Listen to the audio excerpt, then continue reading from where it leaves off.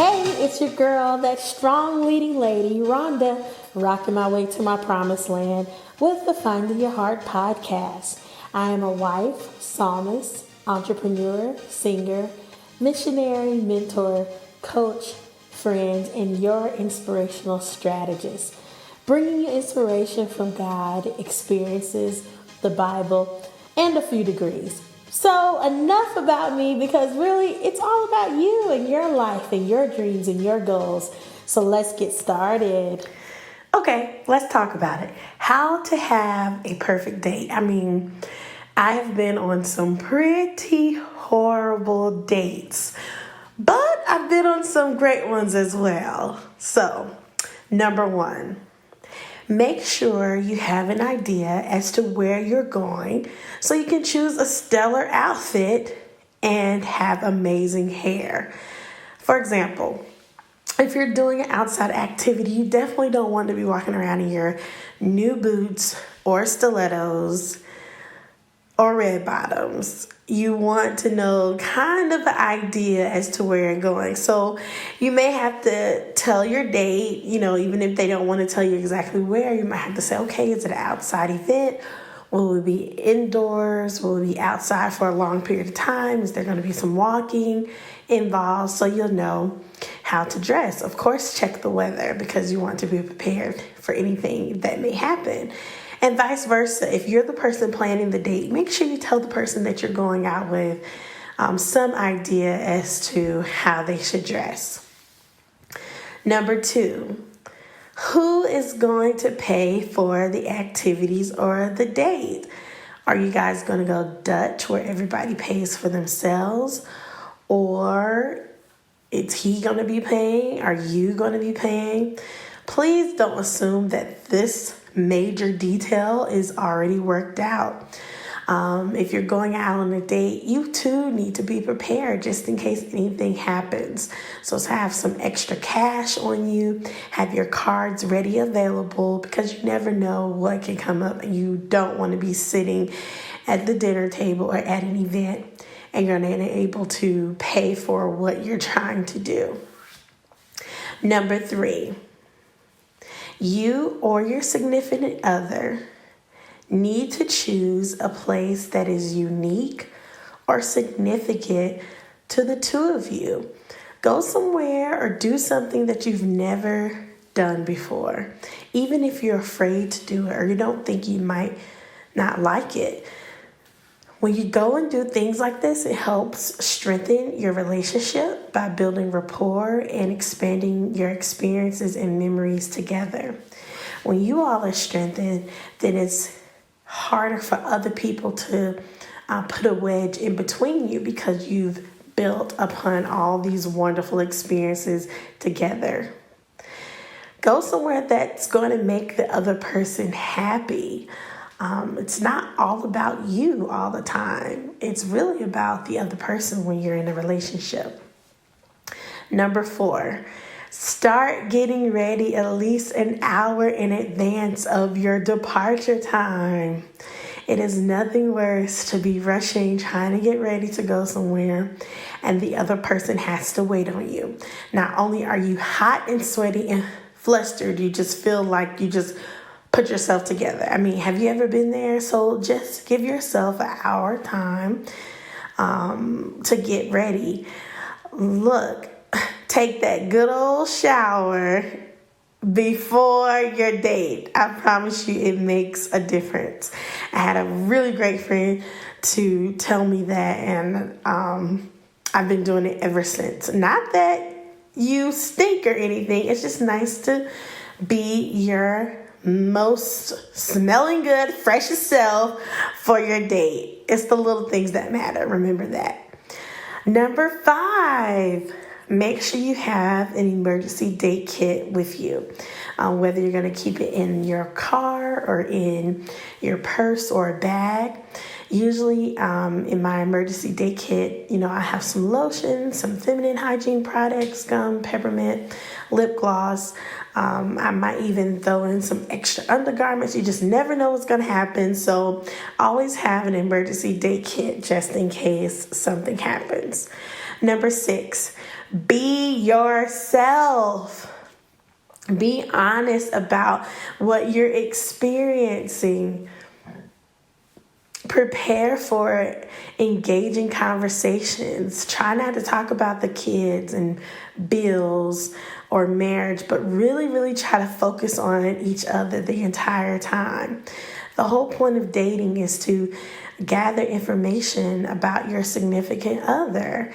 And trust me, your significant other changes every single day, because every single day they're growing. Every single day they're being exposed to other people and other situations. And so it's so important that during that date time that you're gathering more information about them, so that you'll know what to do in those difficult times. Number 7, allow him to treat you like the queen you are. Hello. No touching doors that night. No touching the car or the building doors that night. Allow him to treat you the queen that you are that night. And those of you that are married, that's something that you can implement every day. And also, ladies, make sure that you are treating him the king that he is, even if he made you mad earlier that day or earlier that week. Everyone deserves to be treated special. When you treat people the way you want to be treated and show them that love, oh my goodness, it comes back to you during those moments when you need it the most. So no belittling the man on tonight. Even if he wears something crazy or says something crazy, treat him with the love and respect that you would want somebody to treat you. And I promise you the date will go much, much better. Number 8, tonight is about the experience and getting to know each other differently. Even if things don't go as planned, you're spending time together and making memories. So enjoy it. Seriously, guys. Turn down the cell phones, remove and eliminate the distractions, and for a moment, just be with each other. Look into his eyes, look into her eyes. Discover the things that they do when they're nervous or the things they do when they're mad, because you're collecting this information so that you'll know what to do next time.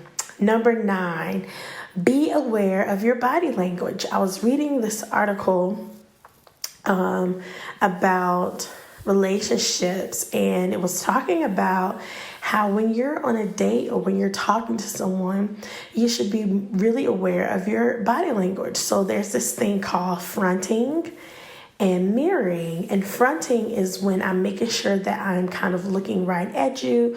My arms are open. I am looking right in your direction. I'm not turned to the side, focused on whoever's coming into the restaurant, whoever's coming to the event, but I'm literally focusing on you. And who doesn't like for someone to just be paying attention to them and them alone as if they're the only person in the room? Everybody wants that. That's so perfect. Everybody enjoys being the special person in the room. And then mirroring is when if they're nodding their head or they're coming closer to you, that, you're nodding your head and coming close. So it's really about this active engagement and making sure that you're being an active listener on the date. Oh my goodness. Have you ever talked to someone and you tell this whole story and they'd be like, wait a minute, start all over? Yeah, I was the person very guilty of saying, wait a minute, start all over. And I had to put into practice this kind of fronting and mirroring exercise so that I could focus and pay attention to what people are saying and not always be so quick to respond, but just hear. So make sure that you're present and that your body language is saying that I want to be here. Number 10, remain optimistic no matter what. Dates are supposed to be fun. So again, if something goes wrong, just make the best out of it. Remain optimistic. During the date, you may decide, if you're single, you may decide, I don't want to date you anymore, but at least have fun on the date. Don't make the person feel bad because they didn't take you to the restaurant that you wanted to go to. That's just like petty, okay? We'll talk about that later. Number 11, be consistent with your date nights. If you're in the process of pursuing someone to have a long-term relationship with them, or if you're even married, be consistent with your date nights or date days. Set them as priorities and don't let anything come between you and your plans with your significant other.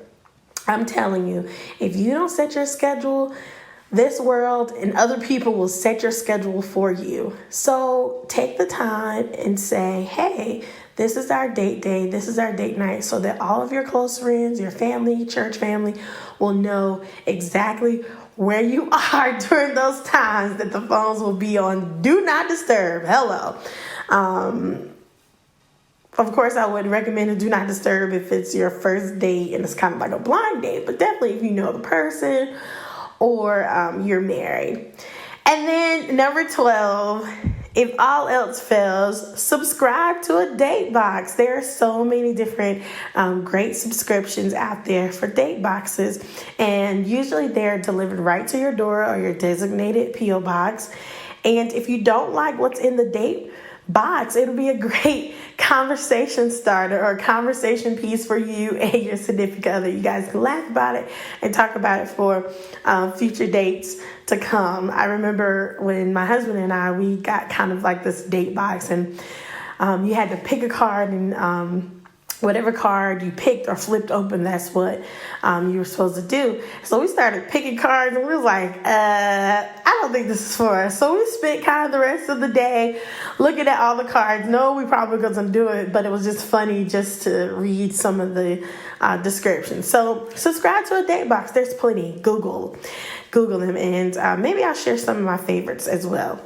So those are some of my key points just to give you to have a perfect date. There are plenty others, but hopefully you can take at least one or two of these 12 key concepts and apply them. Maybe not all at the same time, but just ease them in as you continue to go on your dates and have a great time exploring and doing new things.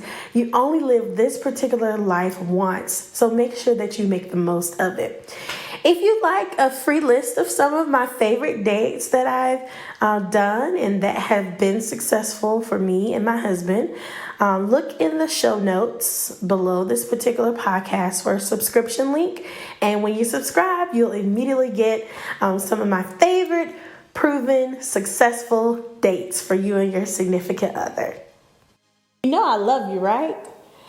So please take a few seconds to like this particular episode, subscribe to my channel, and share this with someone you know. Thank you so much for listening. Don't forget to follow us on Facebook at Finding Your Heart Incorporated or Instagram FYH4U, the number 4U. Rock you because God wants you to, and nobody else can rock like you can.